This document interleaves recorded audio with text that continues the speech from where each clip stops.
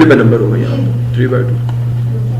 एक proper fraction आ गई ना, 1 से आगे वाले नंबर आ रहे हैं। तो सारी प्रॉपर फ्रैक्शन भी बता दो, बता कहां पे आ रही है ये चक्कर, सारी प्रॉपर फ्रैक्शंस कहां पे आ रही है, यार ये आगे प्रॉपर, ठीक है, ये सिर्फ हिस्सा आपने डाला इंटीजर में, तो रैशनल में ये आगे ही प्रॉपर है, आगे ही प्रॉपर है सारी, उनको इसमें कन्वर्ट कर सकते हो आप।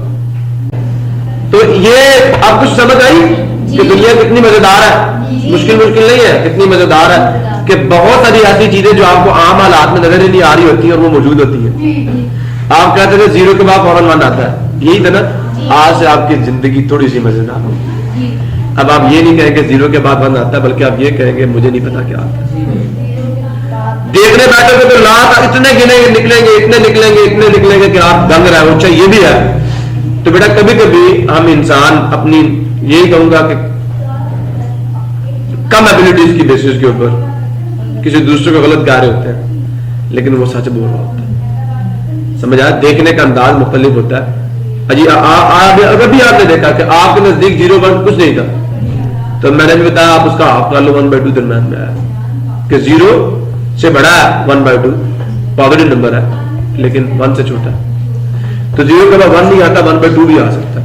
आपके 1/2 आता है, मैं कहूंगा उसका आपका 1/4 भी तो दरम्यान में, 0 के बाद 1/4 नहीं जी, 1/8 भी तो आ सकता है, छोटा है उससे, ठीक है। तो इन दिस वे वो चीजें जो आपको आम जिंदगी में लग रहा होता है यहाँ पे कुछ नहीं है, हो सकता है अल्लाह रब्बुल इज्जत ने वहां पे दुनिया बात की हो, आपको नजर ना आ रही हो। आप समझ आ रही है? इसी तरह अल्लाह करीम, अब तो ये मैथमेटिक्स था, अल्लाह रब्बुल इज्जत ने कहा कब्र की जिंदगी है, वहां पे आजाद हो रहा होता है, मुर्दे को आजाद हो रहा होता है ना, या तो जन्नत के बागों में से एक बाग है या जहन्नम के घड़ों में से एक घड़ा, ऐसे ही है ना बेटा। और हमें पता चले या ना चले, लेकिन जो अल्लाह और उसके रसूल ने कहा दिया वो सच है। समझ आया नहीं यार? सो इन दिस वे हमें इस्लाम को अपनी अकल पर जारी नहीं करना चाहिए कि मुझे नजर नहीं आ रहा तो नहीं है, नहीं समझ आया कि मुझे नजर नहीं आ रहा तो नहीं है, नहीं, मालिक ने जो क्या दिया वो है, जिसने बनाया उसने कहा ना, आप समझ आया, उसको वो जानता सारी चीजें। तो सिमिलरली देखो मैथमेटिक्स में आप कह रहे थे 0 और 1 के दरम्यान में कुछ नहीं है, बहुत सारी चीजें मौजूद है, इतने नंबर मौजूद है कि आप इतने नंबर मौजूद है कि आप ये नहीं कह सकते कि 0 के बाद आएगा कौन, इतने ज्यादा कि आपको पता ही नहीं कि 0 के बाद कौन है। अगर आपने कहा ये आ रहा है, मैं उसका आप लेंगे, ये तो उससे पहले आ रहा है, ये उससे भी पहले एक नंबर है, उससे छोटा, उसके हाथ पे एक नंबर पड़ा हुआ दरम्यान में उसके बहुत। अच्छा मैं मजे की बात बताऊं, मैंने कहा था 1/2 दरम्यान में, तो खुदा के बंदो इससे पहले ये कितने होंगे,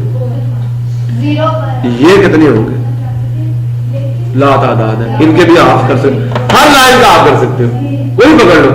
तो हम नहीं कह सकते एग्जैक्टली कि 0 के बाद ये नंबर आएगा, नहीं कह सकते ना। कुछ अपनी बेबसी महसूस हुई कि हम एक पॉइंट पे खड़े हो तो हमें ये नहीं पता कि उसके बाद नेक्स्ट कौन सा पॉइंट है, हमें नहीं पता, हम नहीं बता सकते प्रॉब्लम किसी को।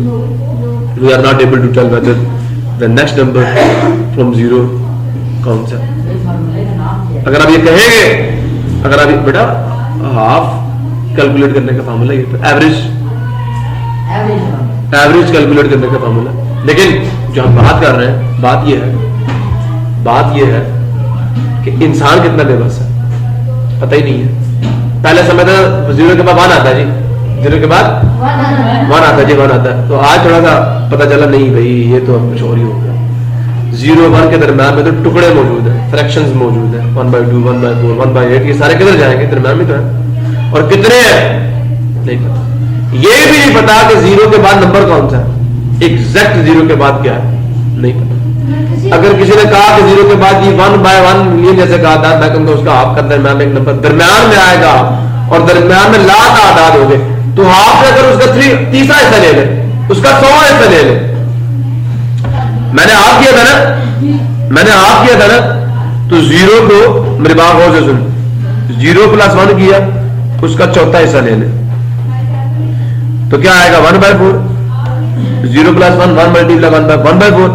बेटा ये 0 था, ये 1 था, ये कहता 1/4।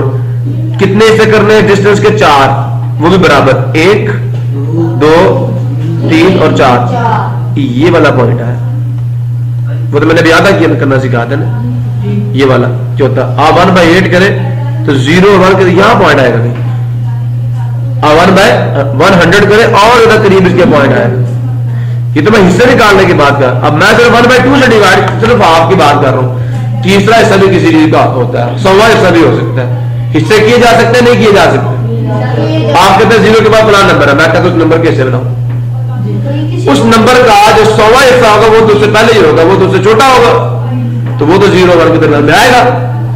तो उस नंबर के टुकड़े होंगे वो उससे छोटे ही होंगे। आप समझ आ लिया?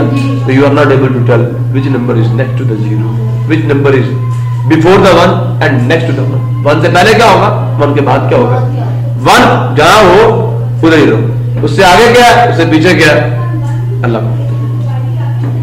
Any problem? क्लियर है जी? Any confusion? ठीक है। ऐसे मिले हुए नंबर के पता नहीं एक के बाद कौन सा। Very good ji.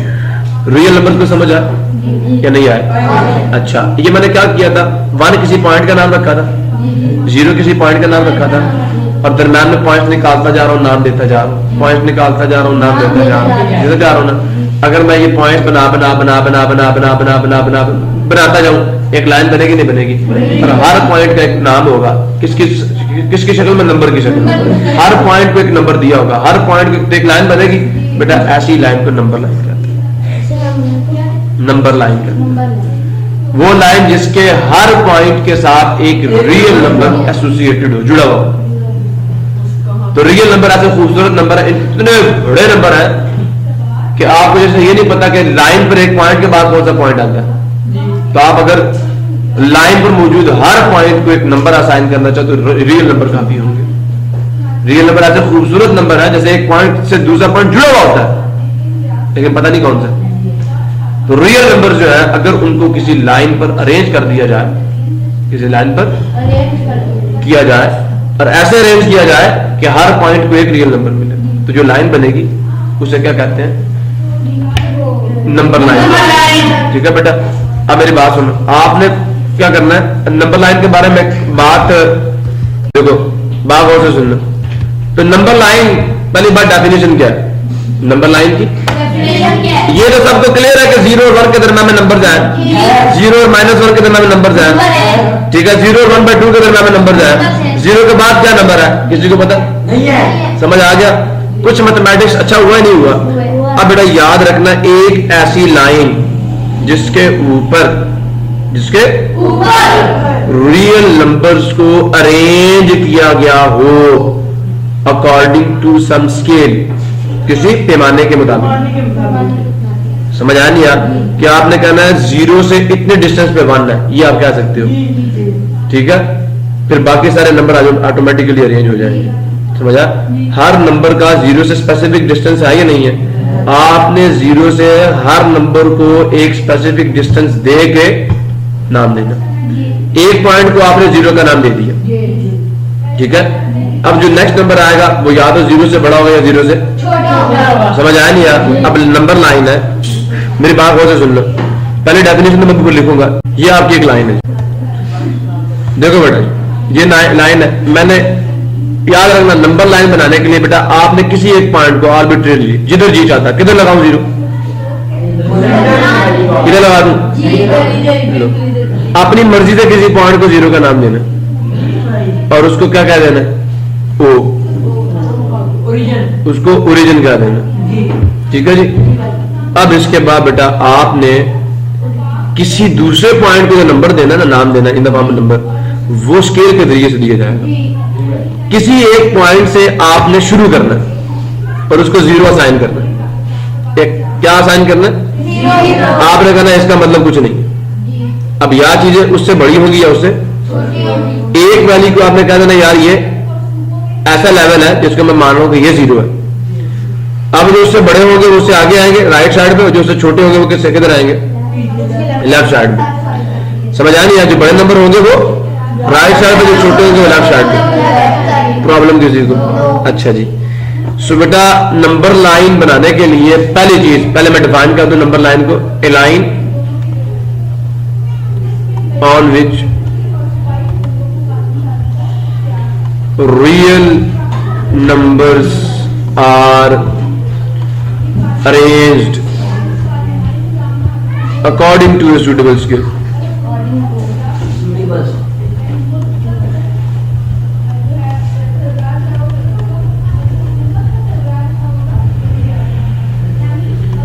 Is called real line या रियल नंबर लाइन। प्रॉब्लम अब तरीका तो नंबर लाइन हमने कर लिया, ये नंबर लाइन की डेफिनेशन हमने पता। अच्छा, अब नंबर लाइन बनाने का तरीका कार गया। तो पहली चीज आपको क्या चाहिए? Number 1, tools to draw real number line. Number 1 एक स्केल चाहिए, ठीक है। दूसरा, ये वो वाला स्केल नहीं है जो आप समझ रहे हो, ये वो वाला स्केल नहीं है जो आप समझ रहे हो, ठीक है। ये और स्केल है, ये मैथमेटिकल स्केल है। वो आपका फुट्टा, आपकी पेंसिल जो है उसको आप छोड़ दो अब, ठीक है। इधर देखो, स्केल क्या है? ये मैथमेटिकल फार्मूला, ठीक है। ए मैथमेटिकल टूल दैट कन्वर्ट्स, जो बदल देगा the value of A number, एक नंबर की कीमत को इनटू ए सूटेबल लेंथ।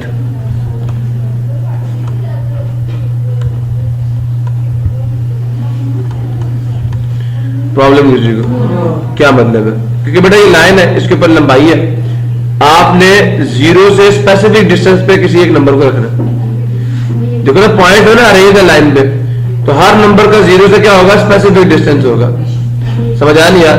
तो आपने 0 लिख देना है, पहला स्टेप क्या आपका।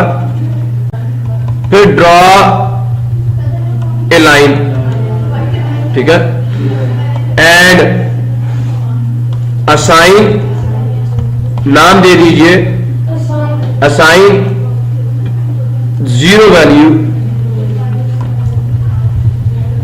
टू एनी पॉइंट, किसी पॉइंट को ऑन द लाइन, लाइन पर। प्रॉब्लम किसी को 0 वैल्यू बेटा आप असाइन कर दो किसी भी पॉइंट को on the number line. Problem किसी को क्लियर हो गया? नहीं हो गया? ठीक है जी। अब आपने क्या करना? Now according to the suitable scale assign any point P on the line the value 1 according to your scale। अब आपका पे बड़ा, आप 1 जितना मर्जी डिस्टेंस पर आप लो, according to the scale assign value 1 to any point P where on right side, on right of 0 value 1 किसके मुताबिक? according to your scale।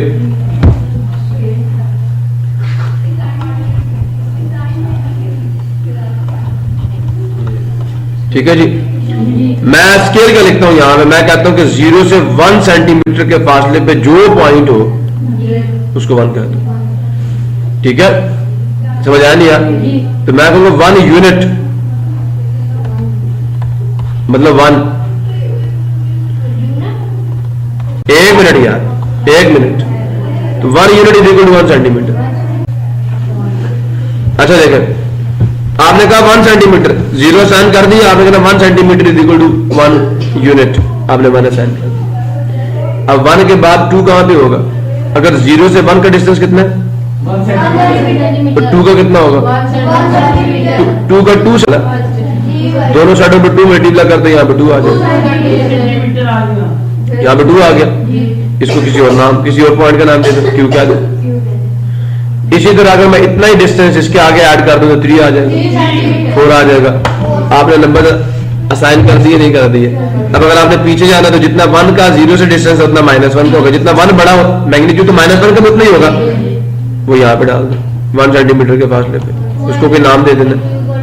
आप समझ आया? पीछे यहाँ -2 आ जाएगा। क्लियर हुआ नहीं हुआ?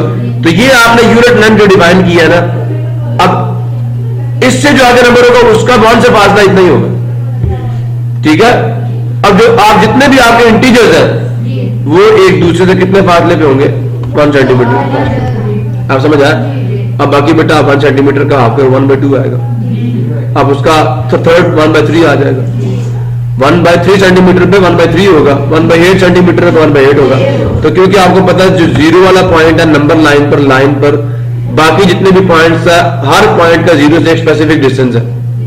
तो आपने क्या किया? उस डिस्टेंस को नंबर असाइन करते गए। हर पॉइंट का एक डिस्टेंस है ना, आपने ये पता किया जीरो से उस पॉइंट का डिस्टेंस क्या, उसको नंबर असाइन कर दिया, असाइन कर दिया, असाइन कर दिया, असाइन कर दिया। सारे नंबर्स आपने अरेंज कर दिए किसके ऊपर? अब मैं आपसे ये कहूं कि जीरो से 2 सेंटीमीटर के फासले के ऊपर कितने पॉइंट होंगे? एक ही होगा नंबर लाइन पे। राइट साइड पे 2 सेंटीमीटर के फासले पे 2 पॉइंट हो सकते हैं, एक हो सकता है एक। तो आपने एक ही पॉइंट को 2 असाइन किया, किसी और को 2 असाइन नहीं किया। आप समझ आया नहीं आया?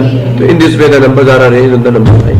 अब पढ़ लेते हैं नंबर लाइन के बारे में कि ये कैसी लाइन है जिसके ऊपर आपने नंबर्स को अरेंज करना अकॉर्डिंग टू इसके। लेकिन इसके नतीजे में होगा क्या कि हर पॉइंट को एक स्पेसिफिक नंबर मिलेगा। हर पॉइंट को एक ऐसा होगा नहीं होगा? अब 2 एक ही पॉइंट को मिलेगा। समझ आया नहीं यार? तो जो नंबर किसी पॉइंट को असाइन होगा ना बेटा यहाँ पे, वो उस पॉइंट का कोऑर्डिनेट होता है, उस पॉइंट की हद होती है, उसे मुहद्दिद कहते हैं, जो उसकी हुदूद के बारे में बताते हैं कि 2 कहां पे। याद रखना, a number that is assigned to a point on the number line is called its coordinate. Is called its coordinate. Problem किसी को? A number whose coordinate is 0 is called origin. Is called वो number जिसका coordinate 0 है number line पे, उसको origin कहते हैं। ठीक है? समझ आया नहीं यार? तो बाकी क्या, किसी भी नंबर, किसी पॉइंट को जो नंबर आप असाइन करते हो वो उसका क्या होता है? कोऑर्डिनेट होता है। वो उसका डिस्टेंस बता रहा होता है आपको, किससे? 0 से, ओरिजिन से। A number whose coordinate on the number line is 0 is called origin. सारे डिस्टेंसेस 0 से मेजर होंगे। हर पॉइंट को जो वैल्यू असाइन होगी वो 0 से उस पॉइंट के डिस्टेंस की बेस पे असाइन होगी। 0 को ओरिजिन क्यों कहते हैं? क्योंकि सारे नंबर जो आपने नंबर लाइन पे अरेंज किए वो 0 से डिस्टेंस की बेसिस पे किए हैं, इस वजह से इसको ओरिजिन कहते हैं। प्रॉब्लम किसी कोऑर्डिनेट समझ आ गया? The number that is assigned to a point. Coordinate की डेफिनेशन लिख देता हूं आपको। Coordinate of a point, a number that is assigned, जो जोड़ दिया जाता है to a point on the number line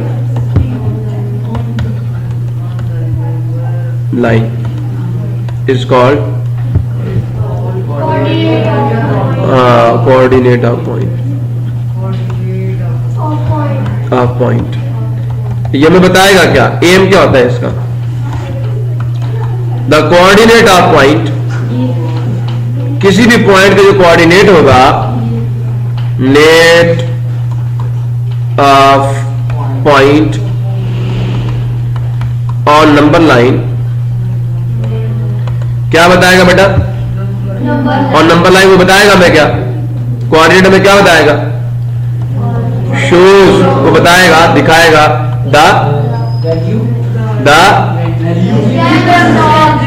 the distance of that point, जिसका वो कोऑर्डिनेट है, फ्रॉम 0, ठीक है, या ओरिजिन। ठीक है, अभी ओरिजिन क्या होता है? ओरिजिन क्या होता है? A point on the number line whose coordinate is, क्या होता है उसका कोऑर्डिनेट? हाँ, whose coordinate is 0 is called, इसको कहते हैं मुबदा। यहां से सारी अरेंजमेंट शुरू होगी, इसके लिहाज से सारी अरेंजमेंट्स की जाती हैं। तो origin is the point, that is the base, जो जड़ है, और उसके लिहाज से सारे नंबर अरेंज होते हैं। पहले नंबर लाइन पर ओरिजिन का कोऑर्डिनेट लगाया जाता है, उसके बाद बाकी नंबर उसके लिहाज से लगते हैं, ठीक है, उसके रिलेटिव लगते हैं, उससे डिस्टेंस के लिहाज से लगते हैं। समझ आया? कोऑर्डिनेट समझ आ गया कि किसी भी पॉइंट को जो नंबर असाइन होता है, जो नंबर की जुबान में उसका नाम होता है, उसका कोऑर्डिनेट होता है, ठीक है। तो जिस पॉइंट का कोऑर्डिनेट 0 होगा उसे ओरिजिन कहते हैं, और सारे के सारे नंबर जो कि नंबर लाइन पर रेंज होते हैं ओरिजिन की बेसिस पे होते हैं। और जो किसी भी पॉइंट का कोऑर्डिनेट है, जो उसका नंबर है, वो हमें ये बताएगा कि वो पॉइंट 0 से कितने डिस्टेंस पे है। प्रॉब्लम किसी को? अब उसके लेफ्ट साइड पे या it will tell us the distance of the point from 0 and the direction of point from 0, कि 0 के लेफ्ट साइड पे या राइट साइड पे, ठीक है। डिस्टेंस एंड डायरेक्शन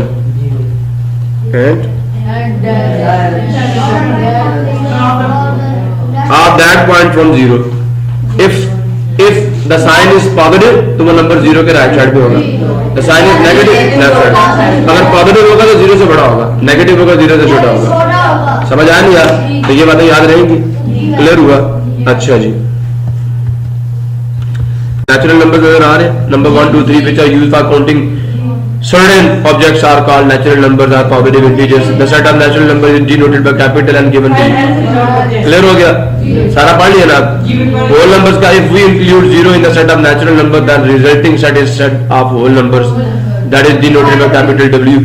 Integers क्या? The set of integers consist of positive integers, 0 and negative integers, and is denoted by this. Problem set of real numbers, लेकिन first we recall about set of rational and irrational numbers, ठीक है। अच्छा बेटा, ये set of rational numbers को लिखा कैसे है? इसे कहते हैं सेट बिल्डर नोटेशन। क्या कहते हैं? तो सेट बिल्डर नोटेशन में किसी सेट को लिखते हैं तो बेटा याद रखना, इस नोटेशन के 2 पार्ट्स होते हैं। कितने पार्ट्स होते हैं? आपने ये करली ब्रैकेट्स डालनी है, और उसने करली ब्रैकेट्स डाली, इधर सच दैट का निशान डाला, या 2 कॉलम्स भी हो सकते हैं, ये भी लिख सकते हैं। इसे कहते हैं सच दैट। यहां जो होगा वो फॉर्म ऑफ एलिमेंट बताएगा, फॉर्म ऑफ एलिमेंट, ये पार्ट फॉर्म ऑफ एलिमेंट बताता है, और ये बेटा उस पे रिस्ट्रिक्शंस क्या बताता है? रिस्ट्रिक्शंस बताता है कि वो एलिमेंट किन किन कंडीशंस को सेटिस्फाई करेगा, एलिमेंट्स की शक्ल क्या होगी, और वो किन किन कंडीशंस को सेटिस्फाई करेगा। समझ आ नहीं यार? तो it is the logical method to write on a set. कैसे? अब मैं रैशनल नंबर्स को लेता हूं, क्यू, क्या a set of all p by q इस फॉर्म के नंबर्स होंगे, यही है फॉर्म, ये होती है। फिर कंडीशन क्या थी? कंडीशन ये थी कि p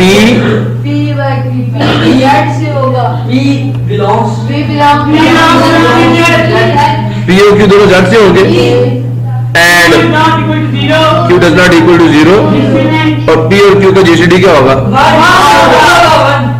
आप समझ आया? क्लियर है बेटा? तो ये है सेट बिल्डर नोटेशन में क्यू।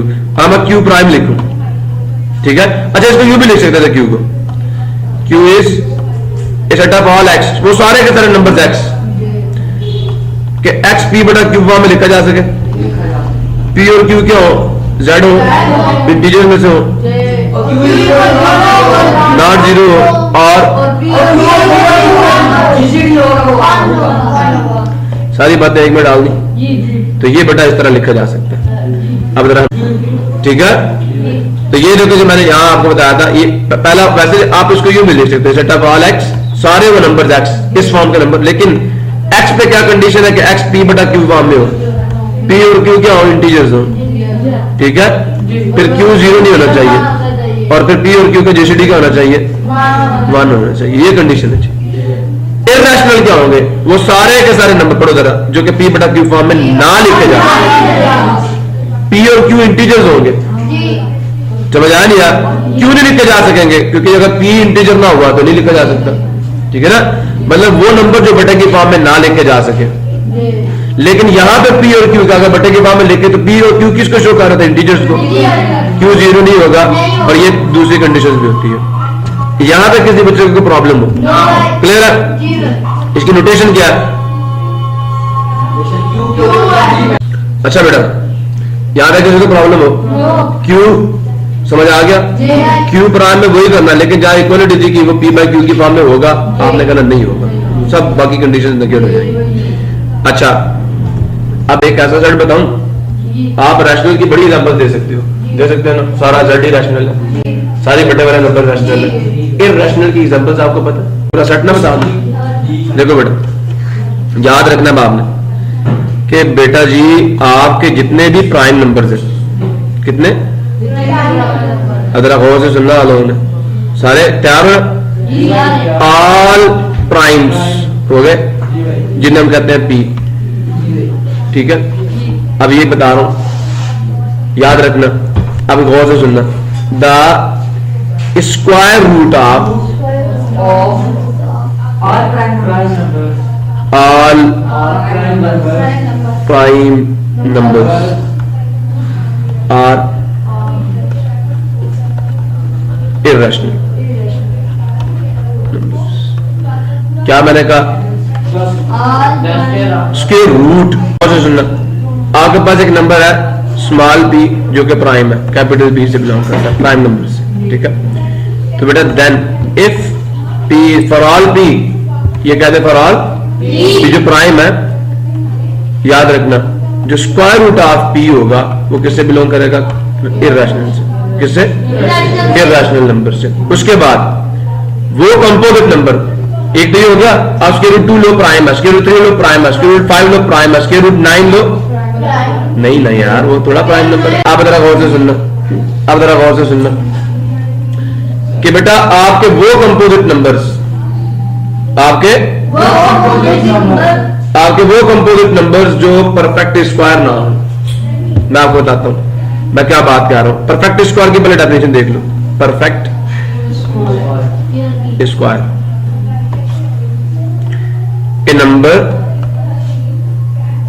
ए जो कि क्या हो, जो इंटीजर हो, है ना, इसका मतलब जो इंटीजर हो is perfect square.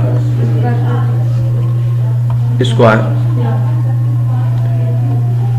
if and only a can be written as a square of some other integer। मेरी बात समझ आई नहीं आई? क्या आपके पास कोई ऐसा दूसरा इंटीजर हो जिसका स्क्वायर a के बराबर है, तो जो a होगा वो क्या होगा? परफेक्ट स्क्वायर होगा। अगर a इवन है तो इसका मतलब a को 2 के मल्टीपल की फॉर्म में लिखा जा सकता है। अगर a ऑड है तो उसको 2n+1 फॉर्म में लिखा जा सकता है। लेकिन हम इसकी बात, हम परफेक्ट स्क्वायर की बात कर रहे हैं, तो एक नंबर जो कि इंटीजर है वो परफेक्ट स्क्वायर होगा if it can be written as a square of some other integer.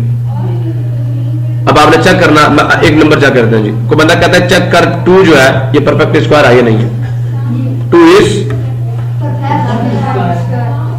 ये सवाल है, ठीक है। हम क्या लिखेंगे? 2 is equal to N square.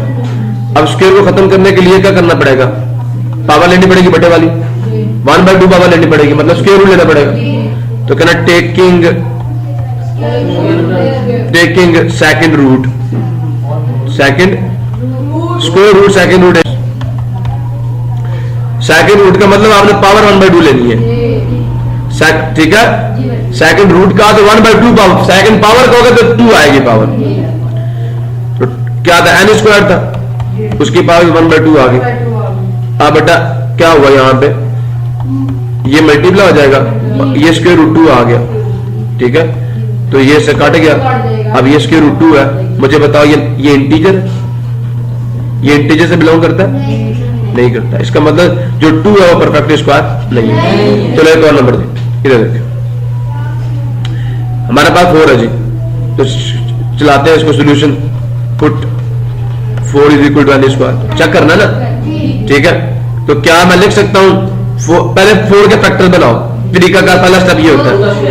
तो 2 का स्क्वायर आ जाएगा, ये फैक्टर्स बनाने हैं, ठीक है। फैक्टर्स बनाने के बाद क्या करना है? Taking second root on both sides, taking square root या second root on both sides,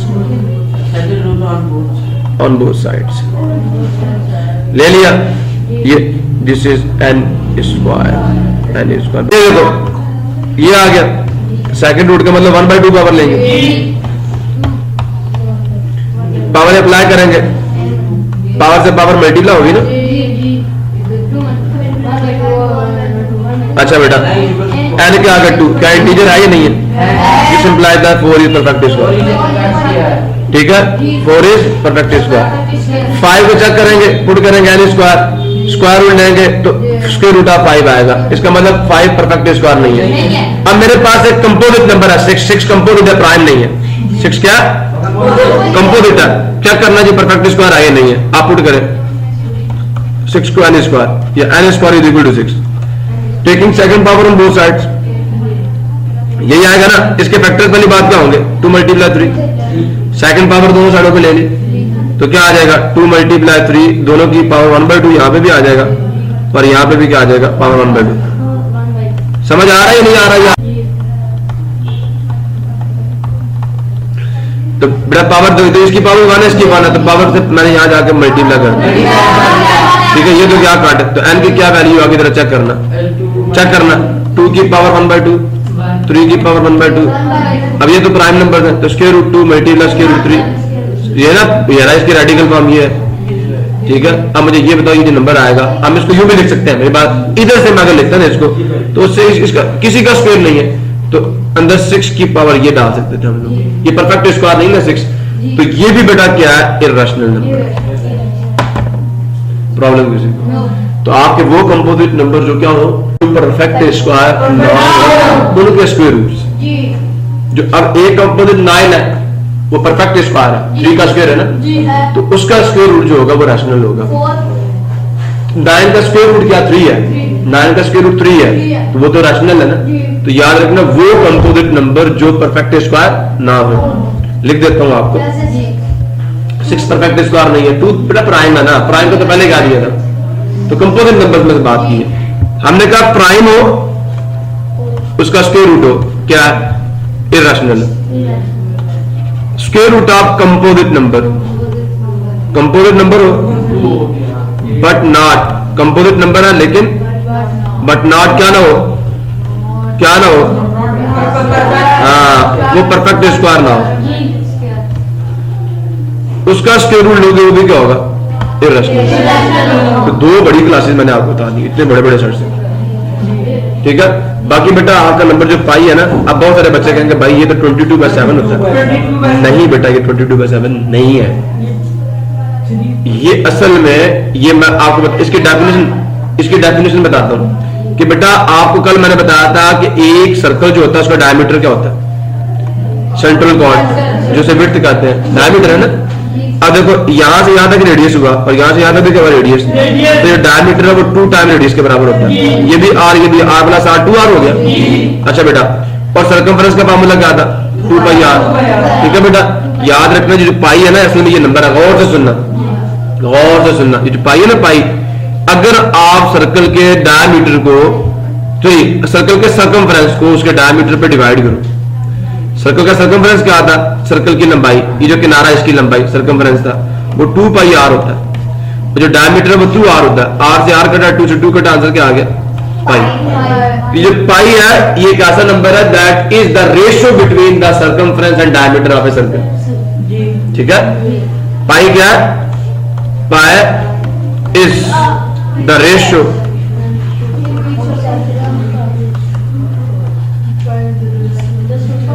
between the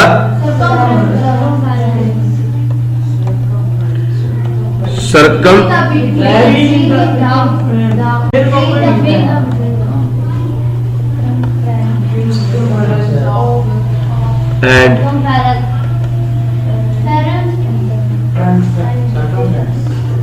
and diameter of it। जो पाई है वो सर्कमफ्रेंस